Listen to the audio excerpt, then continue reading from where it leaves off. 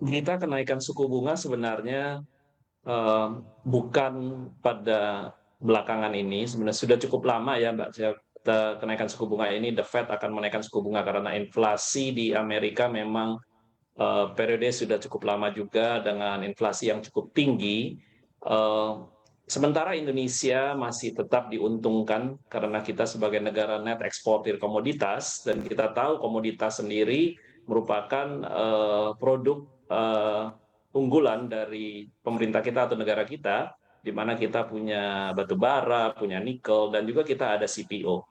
Nah, ini harga-harga komoditas ini memang sudah sangat, baik, bahkan pada saat pandemi, di bulan September tahun 2020 sudah terjadi mulai peningkatan dan sampai hari ini harganya terus tinggi.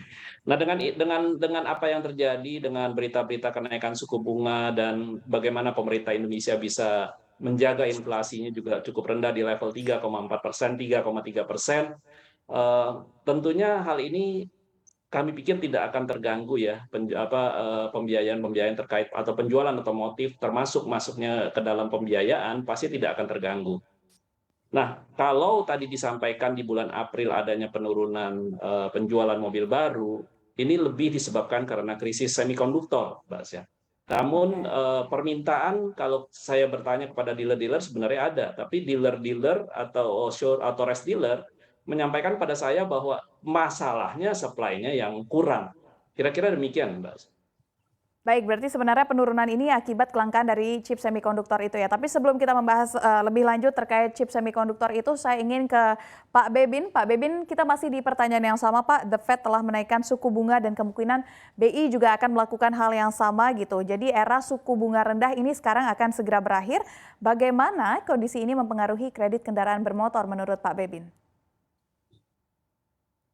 Saya lihat bahwa permintaan konsumen itu tidak akan surut, walaupun nanti suku bunga akan naik. Saya melihat bahwa latar belakangnya adalah masalah kebutuhan.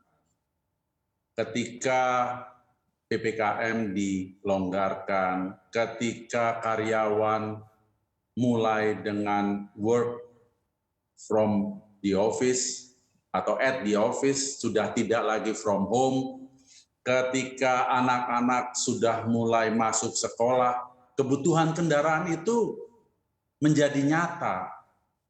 Dan sebetulnya tentu dari industri otomotif sendiri menyambut hal ini dengan sangat positif.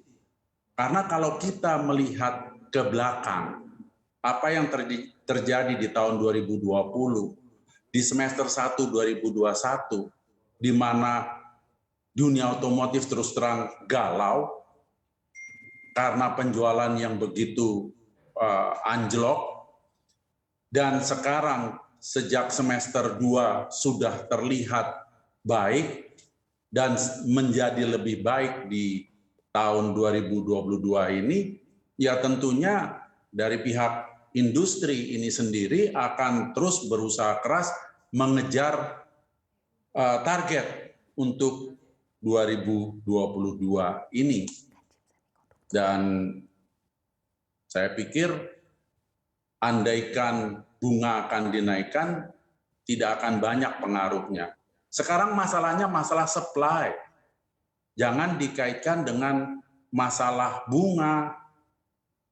Saya melihatnya ke situ. Baik,